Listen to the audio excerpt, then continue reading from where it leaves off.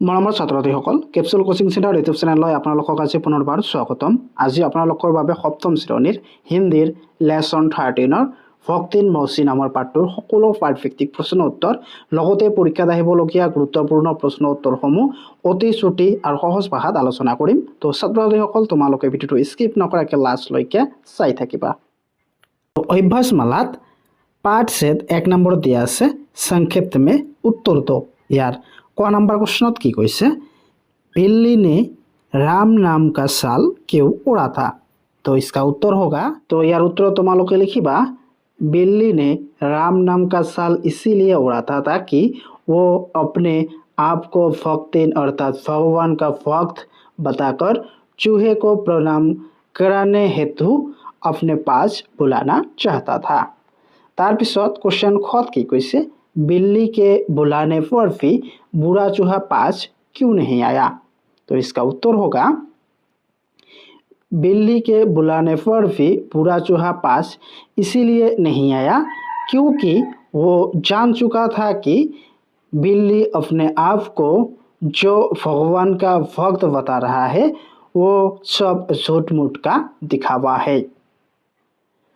तारपिছত question गत की कैसे क्या बिल्ली सचमुच तीर्थयात्रा पर जाने वाली थी? भक्तिन बनने के पीछे उसका अभिप्राय क्या था? तो यार उत्तर तुम्हारे लिखिबा नहीं, बिल्ली तीर्थयात्रा पर नहीं जाने वाले थी। भक्तिन बनने के पीछे उसका एक ही इरादा था कि वो चूहे को पकड़कर उसे खा सके। तारपिছত क्वेश्चन खत की कैसे चली न उसकी चाल यहाँ किसकी कौन सी चाल की बात की गई है?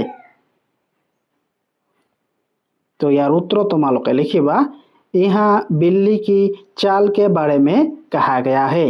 बिल्ली ने चूहे को पकड़ने के लिए अपने आप को साधु रूपी दिखाने हेतु माथे पर चंदन का तिलक लगाकर राम नाम का साल ओढ़कर और गले पर तुलसी माला पहनकर चूहे को फुसलाकर बाहर लाना चाहती थी, पर चूहे ने उसकी चाल को पहचान लिया और उत्तर में कहा कि उसने पहले 100 चूहे खाए और अब वही भगवान का नाम ले रहा है।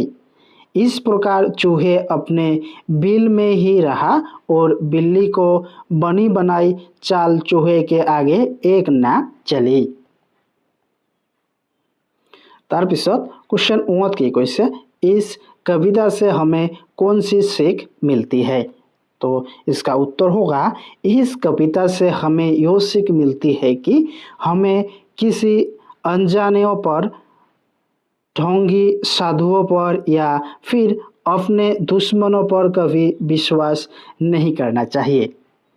ऐसे लोग अपने मीठे मीठे बातों से हमें ठग लेते हैं। अगर हम ऐसे लोगों के बहकावे में आएंगे तो हमें काफ़ी हानि पहुंच सकती है। इसलिए ऐसे लोग से हमें सावधानी बरतनी चाहिए एवं उससे दूरी बनाए रखने में ही हमारी भलाई है। तारपिছত पाठ के आसपास याद 1 नम्बर की कैसे बिल्ली को चतुराई के बारे में कोई अन्य कविता व कहानी कक्षा में सुनाओ। तो ছাত্ৰ-ছাত্ৰীসকল এই ক খ গ এইবিলাক তোমালোকৰ পৰীক্ষাৰ বাবে ইম্পৰ্টেণ্ট নহয় আৰু এইবিলাক তোমালোকৰ কাৰণেও ইম্পৰ্টেণ্ট নহয়, কাৰণ এইবিলাক তোমালোকে স্কিপ কৰি দিবা। तारपिছত 2 नम्बर की कैसे चित्रों के नाम लिखो और वाक्य को पूरा करो। तो ইয়াত কিছুমান চিত্ৰ দিয়া আছে, ইয়াৰ চিত্ৰৰ নাম লিখিব দিছে আৰু বাক্যবিলাক সম্পূৰ্ণ কৰিব দিছে। তো তোমালোকে উত্তৰত লিখিবা। तो क नम्बरत की हबो यो चिड़िया का घोंसला है। तो ইয়াত चिड़िया लिखिबा एटू चिड़िया आरो याद लिखिबा कि घोंसला माने बा चिड़िया चराइर बा। तारपिছত खत की दिसे यो सांप का बिल है।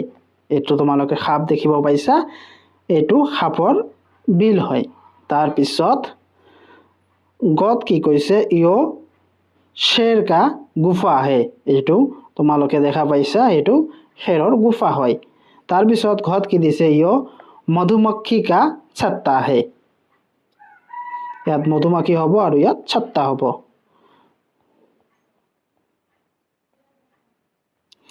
তাৰপিছত আও জানে, ভাষা অধ্যয়নত 1 নম্বৰত কি কৈছে, আও ইন বাক্যশাস্ত্ৰ কে অৰ্থ জানে। তো ইয়াত কি কৈছে, মুহ মে ৰাম বগল মে ছুৰী, এইটো এটা কাহাৱত হয়। ইয়াৰ অৰ্থ কি হ'ব, মিত্ৰতা কা দিখাवा करना। তাৰপিছত খিচি আনি বিল্লি চাম্ভা নিছে, এইটো এটা কাহাৱত হয়। গুচ্ছা নেহি ওৰ নিকালনা, এইটো ইয়াৰ অৰ্থ হৈছে গুচ্ছা কাহি ওৰ নিকালনা, মানে খং কৰবাত হৈছে আৰু কৰবাত খংটো দেখাইছে। তাৰপিছত চাল চালনা, এইটো মুহাৱৰা, ধোকা দেনে কা প্ৰয়ত্ন কৰনা। তাৰপিছত দাল না গলনা, এইটো এটা মুহাৱৰা হয়, উহা না চলনা বস না চলনা, এইটো তো এনেকে তোমালোকে লিখিবা। তাৰপিছত ছ চুহে খাকৰ বিল্লি হজ কো নিকলে, এইটো এটা কাহাৱত, পাপী ব্যক্তি কা পূৰ্ণ करने हेतु निकल पड़ना। তো তাৰপিছত 2 নম্বৰত দিয়া আছে, নিম্নলিখিত বাক্য কা কাল নিৰ্ধাৰণ কৰক। তো ক নম্বৰত কি কৈছে, বিল্লি নে ৰাম ৰাম কা ছাল উৰা, তো এইটো কি কাল হ'ব, ভৱিষ্যৎ কাল নে বৰ্তমান কাল, তো এইটো তোমালোক এই বাকচত লিখিব লাগে। তো ক নম্বৰটো কি হ'ব, বৰ্তমান কাল। তাৰপিছত খত কি কৈছে, মে তীৰ্থ ধাম কাৰণে যাওঁগি, এইটো কি যাওঁগি মানে যাব, এইটো কি ভৱিষ্যৎ কাল। তাৰপিছত গ মৌচিকে চৰণ ছুও, এইটো বৰ্তমান কাল। তাৰপিছত মে ভক্তিন বন গই, এইটো কি বৰ্তমান কাল। তাৰপিছত 3 নম্বৰত কি কৈছে, নিম্নলিখিত শব্দকে বিপৰীতক শব্দ লিখো। তো ইয়াৰ বিপৰীত শব্দ লিখিব দিছে, পাছ दूर, आज कल, अंदर बाहर, बुरा जवान, दिन रात, विश्वास अविश्वास। তো এনেদৰে তোমালোকে বিপৰীত শব্দবিলাক ভালদৰে চাই ল'বা আৰু এবাৰ বহীত লিখি ল'বা, যাতে তোমালোকৰ ভালদৰে মনত থাকে। তাৰপিছত 4 নম্বৰত কি কৈছে, নিচে লিখে বাক্য को ध्यान से पढ़ो और इनमें से विशेषण साट कर नीचे दिए गए कलश के चित्रों में भरो। तो यार और की कैसे, राजीव एक अच्छी कलम दो, এইটো কলশত কি লিখিবা তোমালোকে, এক अच्छी, এইটো হল বিশেষণ। তাৰপিছত আপ দিছে নেহি, নেহি নালি কলম খাৰাপ হে, নীলি কলম খাৰাপ হে, এইটো কি বিশেষণ হ'ব, নীলি আৰু খাৰাপ। তাৰপিছত লাল কলম হি দো, ইয়াত কি হ'ব, লালটো হ'ব বিশেষণ। তাৰপিছত ৰূপম স্বাস্থ্য লড়কা হে, ইয়াত স্বাস্থ্যটো হ'ব বিশেষণ।